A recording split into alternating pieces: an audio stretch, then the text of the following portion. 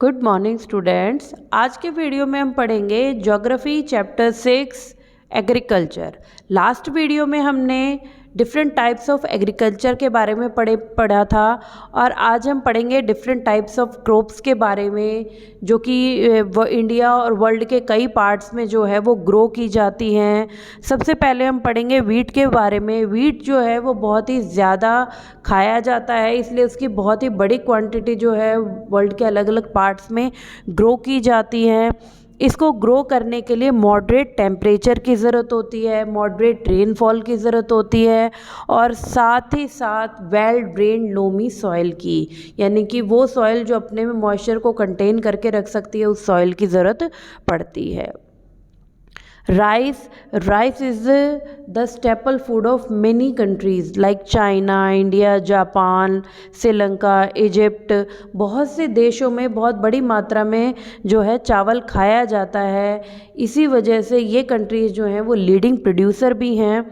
China उसमें rice को produce करने में, राइस प्रोडक्शन के लिए हाई टेम्परेचर और हाई ह्यूमिडिटी की ज़रूरत पड़ती है। अगर टेम्परेचर वहाँ पर बहुत ही अच्छा होता है, तो जैसे कि बांग्लादेश साइड में है ये आपका, तो वहाँ पर एक साल में राइस की तकरीबन 3 क्रॉप्स जो है वो ग्रो की जाती हैं।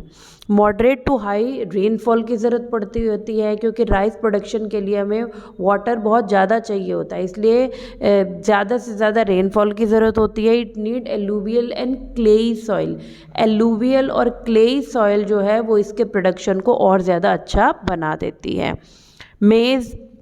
Maize is grown in North America, Brazil, China, India, Mexico, Russia and Canada। इसको ग्रो करने के लिए जो है मॉडरेट टेम्परेचर और मॉडरेट रेनफॉल की ज़रूरत पड़ती है।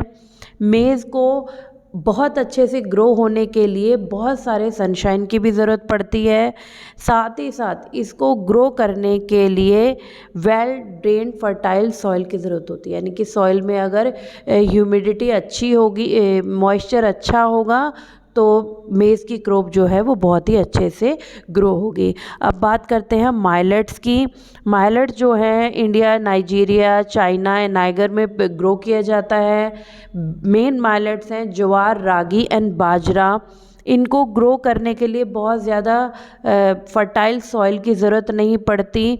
ये लेस फर्टाइल और सैंडी सॉइल में भी ग्रो हो जाते हैं। It requires rainfall and high to moderate temperature.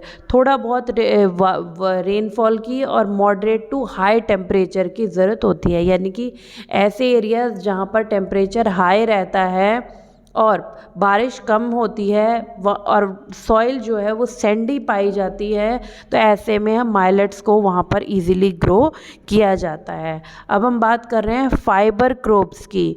Cotton is more usable fibre crop. Cotton जो है वो बहुत सारी टेक्सटाइल इंडस्ट्रीज़ की बैकबोन है, यानी कि जितना भी रॉ मटेरियल होता है वो कॉटन के एग्रीकल्चर से ही मिलता है। High temperature and low rainfall are required for the growth of cotton. Cotton को ग्रो करने के लिए हाई टेम्परेचर और लो रेनफॉल की ज़रूरत पड़ती है। At least 210 frost free days and bright sunshine are essential for the growth of the cotton plant. Cotton plant को ग्रो करने के लिए बिल्कुल भी मॉइस्चर की ज़रूरत नहीं होती। वहाँ जिस एरिया में इसको ग्रो किया जाता है वहाँ पर बहुत ज़्यादा सनशाइन होगी, तभी ये अच्छे से ग्रो हो पाएगा। Black alluvial soil is best for the cotton cultivation. Black soil और एलुवियल सॉइल में कॉटन जो है वो बहुत ही अच्छी क्वांटिटी में और क्वालिटी में ग्रो होता है। Now jute. India and Bangladesh are the main jute producers of the world. Jute is also known as the golden fibre. India और बांग्लादेश जो हैं वो जूट प्रोड्यूसर में वर्ल्ड में सबसे आगे हैं। जूट को गोल्डन फाइबर भी कहा जाता है। इसको ग्रो करने के लिए हाई टेम्परेचर और ह्यूमिडिटी की बहुत ज़्यादा ज़रूरत होती है। It needs very heavy rainfall. Jute के ग्रो करने के लिए रेनफॉल बहुत ही हैवी चाहिए होती है। Alluvial soil is the best for the grown jute. Alluvial soil जो है वो जूट के ग्रो करने में बहुत ही ज़्यादा हेल्प करती है। Now beverage crops. Tea mostly common use in India, China, Kenya, Sri Lanka are the main producer in the world. Jute tea producers जो है इंडिया में, केन्या, चाइना, इंडिया, बहुत ही ज़्यादा टी यहाँ पर टी प्रोडक्शन किया जाता है। जोग्राफिकल कंडीशन जो है, it requires cool climate and high rainfall. यहाँ पर टेम्परेचर जो है वो कम होता है और रेनफॉल बहुत ही ज़्यादा है। ऐसे एरियाज़ में टी को ग्रो किया जाता है। Well drained loamy soil is required for the growth of T plant. Well drained loamy soil जो है इसके प्रोडक्शन के लिए बहुत हेल्प करती है। इसको ग्रो करने के बाद बहुत सारा लेबर वर्क जो है इस पर लगाया जाता है, तब हमें टी जो है वो मिलती है, क्योंकि उनके जो फ्लावर्स होते हैं, टी के जो लीव्स होती हैं, उनको प्लग करने के लिए हैंड्स की ज़रूरत होती है। T plant grow well on gentle slopes. T plants को जेंटल स्लोप्स पर, यानी कि जो हल्की हल्की ढलान के एरियाज़ होते हैं, वहाँ पर इजीली ग्रो किया जा सकता है। Now coffee, Colombia, Brazil and India are the leading producer of coffee in the world. Colombia, Brazil and India are the leading producer. सबसे ज़्यादा कॉफ़ी यहाँ पर ग्रो की जाती है। कॉफ़ी को ग्रो करने के लिए वार्म क्लाइमेट की ज़रूरत होती है। Moderate rainfall is essential for the coffee production. Well-drained loamy soil is the best for the growth of coffee plant. Coffee plant को ग्रो करने के लिए वेल ड्रेन लोमी सॉइल की ज़रूरत होती है। It grows well on hill slopes. मैंने आपको पीछे टी के बारे में बताया था, टी के लिए हमें जेंटल स्लोप्स की, हल्की फुल्की ढलान की ज़रूरत होती है, लेकिन जो कॉफ़ी है वो हिल स्लोप्स के एरिया में, यानी कि जहाँ पर थोड़ी ऊंची पहाड़ियाँ वगैरह होती हैं, उन एरियाज़ में ज़्यादा अच्छे से डेवलप होती है। अब देखो, हम पढ़ेंगे डेवलपमेंट ऑफ एग्रीकल्चर के बारे में, कि agriculture development refers to the increase in farm production in meet to the demand of our growing population. अब अगर एग्रीकल्चर में डेवलपमेंट नहीं होगी, यानी कि उसको और आगे नहीं बढ़ाया जाएगा, या खेती करने वाले लोगों की संख्या धीरे धीरे कम होती जाएगी, तो ऐसे में हम अपनी बढ़ती हुई पॉपुलेशन को कैसे फूड क्रॉप्स या जो भी नेसेसरी एग्रीकल्चर प्रोडक्ट्स हैं वो प्रोवाइड करवा पाएंगे। तो उसको प्रॉपर बैलेंस बनाए रखने के लिए कौन कौन से स्टेप्स हैं जो हमें यूज़ करने चाहिए ताकि एग्रीकल्चर को और आगे बढ़ाया जा सके।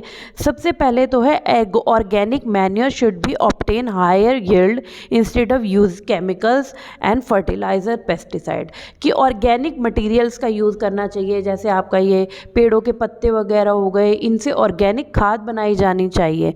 अगर हम केमिकल फर्टिलाइज़र्स वगैरह का यूज़ करते हैं तो ऐसे में एक समय के बाद जो है वो सॉइल धीरे धीरे अपनी फर्टिलिटी जो है वो लूज़ करती जाती है। HYV seeds should be use for food production, कि हाई यील्डिंग वैरायटी सीड्स को, जिन सीड्स को पहले ही लेबॉर्ट्रीज वगैरह में डेवलप किया जाता है, इस तरह के सीड्स को हमें यूज़ करना चाहिए एग्रीकल्चर में, ताकि ज़्यादा प्रोडक्शन हो सके। Both the cropped area and the number of crops grown should be increase.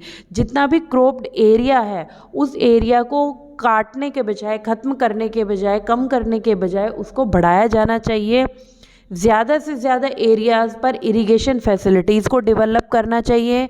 Modern tools of agriculture should be use to get more production and more profit. ज़्यादा से ज़्यादा आधुनिक उपकरणों का इस्तेमाल किया जाना चाहिए ताकि प्रोडक्टिविटी जो है वो अच्छी रहे। Agriculture development should be aim to increase the food security. Agriculture को आगे बढ़ाने का मेन मोटिव है कि कहीं भी किसी भी एरिया में, चाहे वो इंडिया हो या वर्ल्ड हो, कहीं पर भी किसी भी तरह की खाने की कमी ना पड़े।